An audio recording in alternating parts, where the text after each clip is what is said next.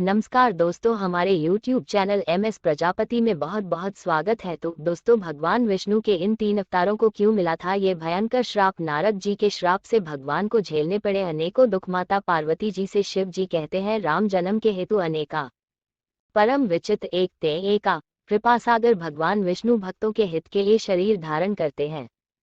श्री रामचंद्र जी के जन्म लेने के अनेक कारण हैं, जो एक से एक बढ़कर विचित्र हैं। एक बार नारद जी ने प्रभु भगवान विष्णु को श्राप दिया था, अतः एक कल्प में उसके लिए अवतार हुआ। ये बात सुनकर पार्वती जी बड़ी चकित हुई और बोली, नारद जी तो विष्णु भक्त और ज्ञानी हैं। मुनि ने भगवान को श्राप किस कारण से दिया? लक्ष्मीपति भगवान ने उनका क्या अपराध किया था? नारद जी के मन में मोह होना आश्चर्य की बात है। तब महादेव बोले, न कोई ज्ञानी है न मूर्ख। श्री रघुनाथ जी जब जिसको जैसा करते हैं वो उसी क्षण वैसा ही हो जाता है। इसके बाद शिव जी ने जो कथा सुनाई वो इस प्रकार है। हिमालय पर्वत में एक बड़ी पवित्र गुफा थी। उसके समीप ही गंगा जी बहती थी। एक बार वह परम पवित्र सुंदर आश्रम देखकर नारद जी को अत्यंत सुहाना लगा तथा उनकी भगवान के चरणों में समाधि लग गई। नारद जी की तपोमयी स्थिति देखकर देवराज इंद्र डर गए। तब उनकी तपस्या भंग करने के लिए इंद्र ने कामदेव को भेजा, परंतु जब कामदेव की कोई कला मुनि पर असर न कर सकी तो वह अपने ही नाश के भय से डर गया।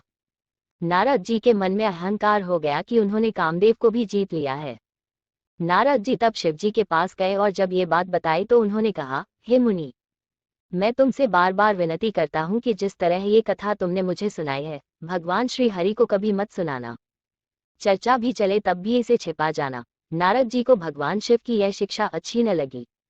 वह हरि गुणगान करते हुए क्षीर सागर में भगवान लक्ष्मी नारायण के पास जा पहुंचे।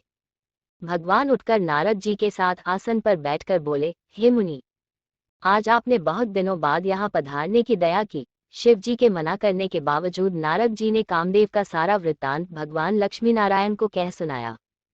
सब सुनकर भगवान ने विचार किया कि नारद जी के मन में गर्व का भारी वृक्ष उग आया है। उन्होंने नारद जी के अहंकार को मिटाने का निश्चय किया। जब नारद जी भगवान के चरणों में प्रणाम करके वहां से चले तो उनके हृदय में अभिमान और भी बढ़ गया। तब लक्ष्मीपति भगवान ने अपनी माया को प्रेरित करके वैकुंठ जैसे वैभव वाले सुयोजन के एक नगर की रचना की। उस नगर के राजा शीलनिधि की अत्यंत रूपवती कन्या अपना स्वयंवर करना चाहती थी। नारद जी उस नगर में गए और नगरवासियों से सब हाल पूछकर वह राजा के महल में जा पहुंचे। राजा ने पूजा करके मुनि को आसन पर बैठाने के बाद राजकुमारी को बुलाया और नारद जी से कहा, हे नाथ, आप अपने हृदय में विचार कर इसके सब गुण दोष कहिए। उसका रूप देखकर मुनि वैराग्य भूल गए और अपने आप को भी भूलकर बड़ी देर तक हर्षित हो उसे देखते ही रह गए। सोच विचार कर वह उपाय करने लगे जिससे ये कन्या उन्हें ही वरे, और यह विचार करके कि श्री हरि के समान मेरा हितैषी अन्य कोई नहीं, वह तुरंत वैकुंठ पहुंचे। वह प्रभु से अपनी व्यथा व्यक्त कर बोले, आप मुझे अपना रूप दीजिए, तभी मैं उस कन्या को पा सकता हूँ। तब प्रभु बोले, हे नारद, सुनो, जिस प्रकार आपका परम हित होगा हम वही करेंगे, दूसरा कुछ नहीं। भगवान की माया के वशीभूत हुए मुनि ऐसे मूढ़ हो गए कि वह भगवान की स्पष्ट वाणी को भी न समझ सके। नारद जी तुरंत वहां गए जहां स्वयंवर की भूमि बनाई गई थी। राजा लोग खूब सज धज कर अपने अपने आसन पर बैठे थे। नारद जी मन ही मन प्रसन्न हो रहे थे कि मेरा रूप बड़ा सुंदर है, मुझे छोड़ कन्या भूलकर भी दूसरे को न वरेगी। राजकन्या ने जब नारद जी का वानर का सा मुंह और भयंकर शरीर देखा तो उसके हृदय में क्रोध उत्पन्न हो गया। कृपालु भगवान भी राजा का शरीर धारण कर वहां जा पहुंचे और राजकुमारी ने हर्षित होकर उनके गले में जयमाला डाल दी। वहां आए शिव जी के 2 गणों ने नारद जी से जल में अपना मुंह देखने के लिए कहा और उनका उपहास उड़ाने लगे। वास्तविकता जानकर नारद जी अत्यंत क्रोधित हुए। उन्होंने दोनों शिवगणों को कठोर श्राप दिया तथा मन में क्रोध लेकर कमलापति भगवान के पास जाने लगे तो भगवान उन्हें रास्ते में ही मिल गए। मुनि क्रोधपूर्वक भगवान से बोले, आप दूसरों की संपदा नहीं देख सकते, आप में ईर्ष्या और कपट बहुत है। समुद्र मथते समय आपने शिव जी को बावला बना दिया और देवताओं को प्रेरित करके उन्हें विषपान कराया। जिस शरीर को धारण करके आपने मुझे ठगा है, आप भी वही शरीर धारण करें, यह मेरा श्राप है। आपने हमारा रूप वानर सा बना दिया था, इससे वानर ही आपकी सहायता करेंगे। मैं जिस स्त्री को चाहता था उससे मेरा वियोग कराकर आपने मेरा बड़ा अहित किया है, इसलिए आप भी स्त्री के वियोग में दुखी होंगे।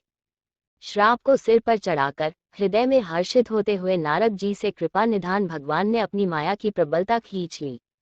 जब भगवान ने अपनी माया को हटा लिया तब वहां न लक्ष्मी ही रह गई न राजकुमारी ही।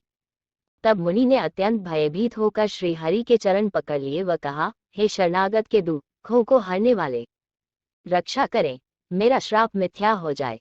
तब भगवान ने कहा, ये सब मेरी ही इच्छा से हुआ है। मुनि ने कहा, मैंने आपको अनेक कटु वचन कहे हैं, मेरे पाप कैसे मिटेंगे। तब भगवान ने नारद जी से कहा, जाकर भगवान शंकर जी के शतनाम का जप करें, इससे हृदय में तुरंत शांति होगी। शिव जी के समान मुझे कोई प्रिय नहीं है, इस विश्वास को भूलकर भी न छोड़ना। हे मुनि, शिव जी जिस पर कृपा नहीं करते वह मेरी भक्ति नहीं पाता। हृदय में ऐसा निश्चय करके पृथ्वी पर जाकर विचरो, अब मेरी माया तुम्हारे निकट नहीं आएगी। श्री राम जय राम जय जय राम।